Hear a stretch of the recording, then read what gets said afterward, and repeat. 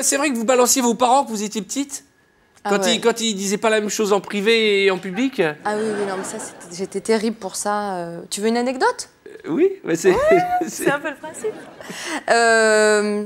Par exemple, petite, on était passionnés de courses. Enfin, mes parents étaient passionnés de courses de chevaux, donc on passait... Comme les miens. Ah, les tiens aussi? Ah oui, fou. Ah oui, d'accord. PMU, tout ça. Comment? PMU, tiercé. Voilà. Oui, à part que nous, c'était des dromadaires, mais bon, voilà quoi. C'est tout. Mais il y en a toujours un qui gagne. C'était comme le PMU, mais c'était une course de chameaux. D'accord. Et en fait, on avait une voisine qui un jour dit à ma mère, écoute, tu sais, avec mon mari, on aimerait bien venir avec vous sur un hippodrome ce week-end. Donc, maman lui dit, écoute, ouais, pas de problème, on va faire ça dimanche, on se donne rendez-vous à 13h, on ira ensemble.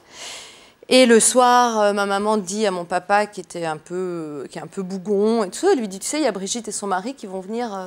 Brigitte. Ça s'appelait Brigitte. Il faut préciser tous les vrais noms dans les anecdotes. Il y a Brigitte et son mari, je note, qui vont venir avec nous aux courses dimanche. Et mon père, qui appréciait pas trop le mari, dit à ma mère, ah bah non, alors là, certainement pas, je vais te dire une chose, moi, je tiens absolument pas à les voir, et je te préviens, s'ils se pointent, je vous laisserai tout seul toute la journée, je ne veux pas les voir. Donc, tu t'arranges avec eux. Il se passe 2 jours, ma mère recroise la voisine sur le palier de l'immeuble, et elle lui dit, à l'entrée, on s'est compris. Enfin, dans le corridor. Voilà, le corridor. La fameuse Brigitte lui dit, écoute, est-ce que... alors c'est bon, on vient toujours avec vous dimanche. Joël est d'accord? Joël, c'est qui? C'est mon père. Joël, d'accord. Joël, c'est ton père, d'accord. Joël Brigitte, est d'accord. la copine et son mari. La copine, voilà. Et là, j'ai carrément oublié la question que j'ai posée. Une anecdote. Donc, je prends des notes pour savoir où on en est. Je sais plus où j'habite. Et donc, elle dit à maman, ça va, Joël est d'accord. Et là, moi, je suis à côté, j'ai 4 ans.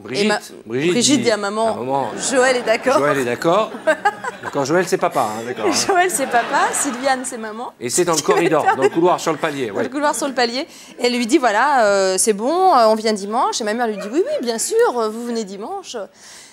Et moi, j'étais là à côté. Attends, c'est bien dimanche, parce qu'il y a des courses aussi le samedi. Non, c'est le samedi, il y en a tous les jours de la semaine. C'est pour ça, je vais bien sûr que c'était bien dimanche. Là, c'était un dimanche. Et elle lui dit, écoute, oui, bien sûr, on se voit vers 13h.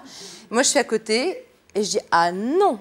Alors là, maman, tu peux pas dire à Brigitte qu'elle va venir avec nous dimanche. Parce que papa, hier soir, il a dit dans la cuisine que si jamais il voyait leur sale tronche, il les laisserait tout seuls toute la journée.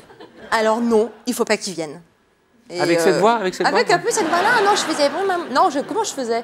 Ah non.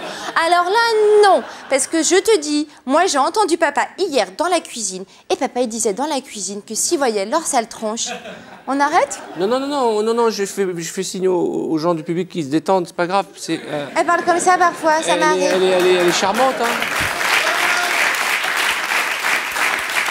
Donc fallait pas dire de vérité devant moi.